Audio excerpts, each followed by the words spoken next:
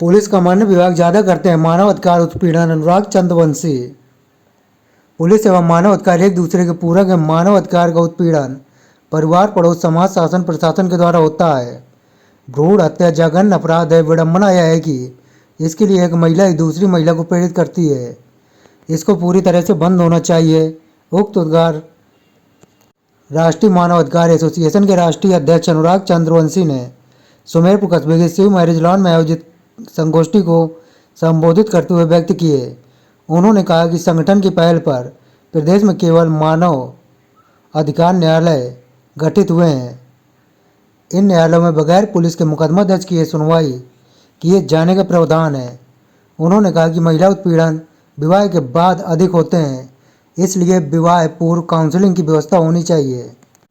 इससे महिला उत्पीड़न के मामले घटेंगे। उन्होंने कहा कि पुलिस महज 7% मामलों में ही मानव अधिकार उत्पीड़न करती है। राजस्व सहित अन्य विभागों में उत्पीड़न अधिक होते हैं। संगोष्ठी को प्रदेश महासचिव संजय यादव ने संबोधित किया। संचालन कर रहे जिला अध्यक्ष मुनीर खान ने सभी के प्रति आभार जताया। इस मौके पर विकास सिंह, राहिला परवीन, व्यापार मंडल अध्यक्ष महेश गुप्ता, दीपू, ML अवस्थी, गणेश सिंह विद्यार्थी, कृष्णकांत सिंह, मान सिंह, कैलाश महेश्वरी आदि अन्य लोग मौजूद रहे। तो ये कैसा कैसा है जिस पे आपने काम करना शुरू किया आपके शिक्षा? चूँकि कई बार हम लोग जब राष्ट्रीय स्तर पर राष्ट्रीय महिलाओं आयोग के साथ कार्यक्रम करते हैं, जागरूकता काम करते हैं महिलाओं के क्षेत्र में, तो कुछ विषय ऐसे सामने आते हैं कि जो विवाह के बाद की स्थितियाँ आती हैं, अभी तक जितनी महिला उत्पीड़न के मामले आते हैं वो अधिकतर विवाह के बाद के मामले आते हैं।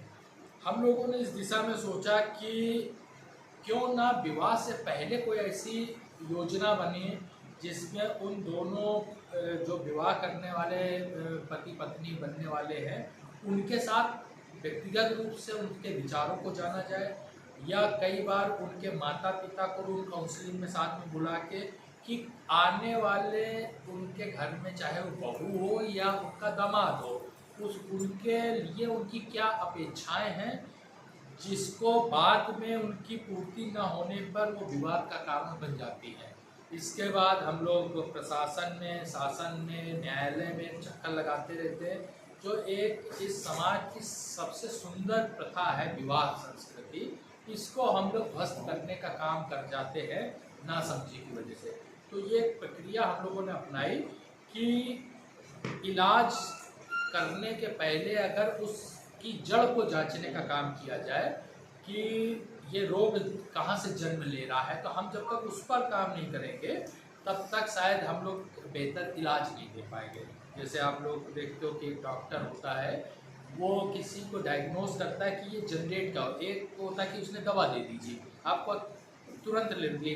एक होता है कि डायग्नोज करता है कि ये जनरेशन क्या है इसका।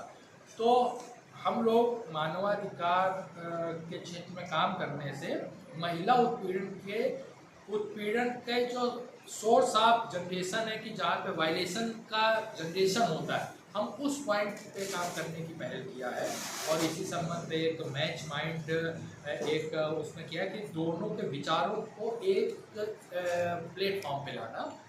उस कंडीशन में हमारे जिला स्तर पे एक काउंसलिंग सेंटर खोले जा रहे हैं जिसमें हम लोग कई जो आने वाले समय में विवाह के बंधन में बंधने वाले कपल हैं उनके साथ उनके माइंड को मैच कराना और उस पर आने वाले जो बहुत ही ऐसा नहीं कि बहुत संभावना है कि शादी रुक जाएगी, लेकिन अगर कुछ अंशमात्र भी हम लोग 1000 शादियों में अगर एक शादी को भी हम लोग सुधार पाए तो ये भारतीय मानवाधिकार एसोसिएशन का एक उपलब्धि होगी। इसके साथ ये आपके एसोसिएशन के माध्यम से TIR की जो एक व्यवस्था की गई है उस पर क्या कार्रवाइयाँ हो रही है और क्या न्याय मिल रहा है? देखिए, TIR एक ऐसा विधिक प्रपत्र है इस देश के संविधान का, एक है 2D1, ये संवैधानिक है 2D।